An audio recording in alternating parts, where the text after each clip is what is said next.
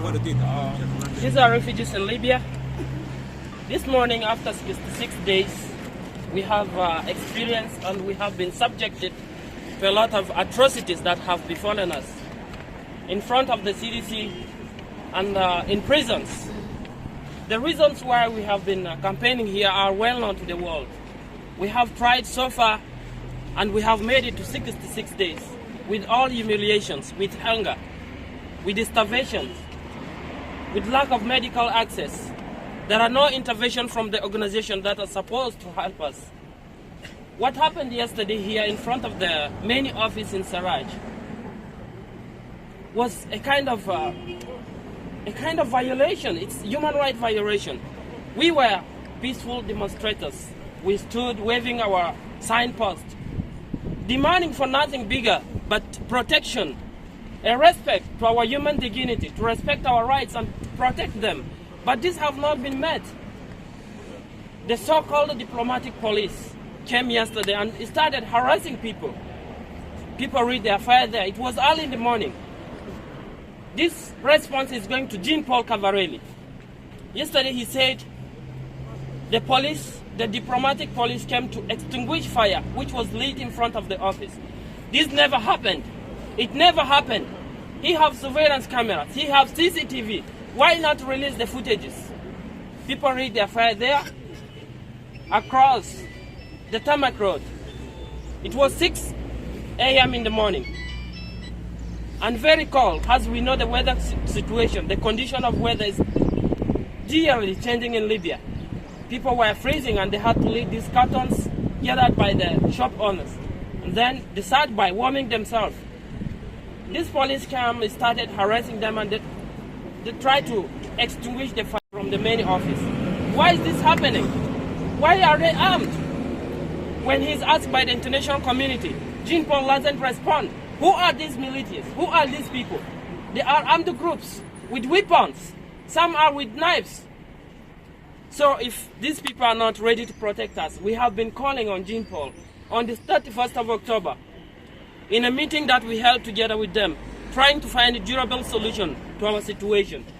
We have told Jean-Paul Cavalieri that if he is not able to protect refugees and asylum seekers under their mandate in Libya, he should tell the international community that we are unable to do this, that he is unable to protect these people, so that other entities can intervene. We have African unions. We are Africans. They can intervene when he says he can't protect us anymore. The people you see in the background here are victims of the European border pushback on the Mediterranean. This is whereby they are taken and brought back to the Libyan concentration camps. They are treated, they are extorted, our women are raped. And even killings that goes unidentified. These perpetrators are not brought to justice. We have been calling on the international community, International Criminal Court, Amnesty International. There is nothing that they have not documented. Even the UNHCR themselves, they have a lot of evidences. We have IM, International Organization for Migration. They have documented so many things so far. People have died, people have perished. And we just want to put an end to this. Here today we have been demonstrating peacefully, trying to address, trying to teach our stories to institutions, to international community, to journalists.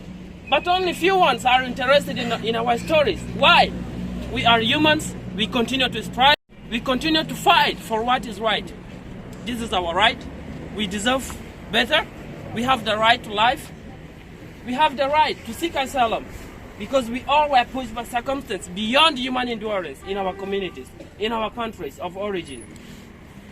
In this today, we want to bring the attention. We want to call on your attention internationally, nationally here in Libya, that what is going on in Libya is a grave crime against humanity. We cannot take this anymore. You may kill us. This is going to you, Jean-Paul, if you can see me now. Tell the international community that you cannot protect David. You cannot protect vulnerable women who have been sleeping in the street 66 days. This must end. And we call for protection. We call for evacuations. We know that host countries are limited. But if the government of Libya is not protecting vulnerable people within its territories, the international community has to intervene. We cannot just die here without being protected. We need our rights. We deserve the right to live. We deserve the right to seek asylum. Never threats in Libya, anywhere in other country. Because we are humans. We are all focusing towards a better world. A world that is welcoming everyone with our ideas, with our influences. The people you see here are doctors, they are astronauts, they are scientists. They have great ideas to change the world, but they are met with this political negligence, human race, racism that is taking place. The need to govern and to enslave Africans. We will repeat again this, that when we arrived in Libya, it wasn't our intention to stay here. We all wanted to seek a second chance of life in Europe. But Europe has put its shadow, has released by the New York a week ago. Its shadow that detains us, that puts us in these dangers, that humiliates and violates our rights, that kills us in order not to access its borders. This political reason has put us, the workforce of the Libyan economy. We do a lot of things. If you ask any Libyan today, what do they do for themselves? We cultivate, we build, we paint houses, we wash cars, we do more than it is demanded. On top of this, people are extorted.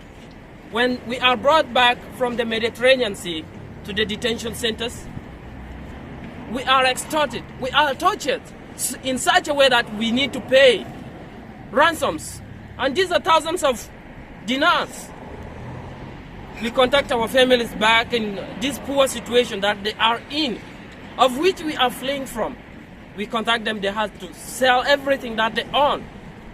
Plots of land, whatever they own in the family. They sell and try to bail us to pay for the ransom. Why is this happening to us? This is the question. We guess we are not humans, I bet. I question you today, Jim Paul. What you said yesterday, try to bring evidences. Since the 2nd of October, it's only invented lies that you comes out with.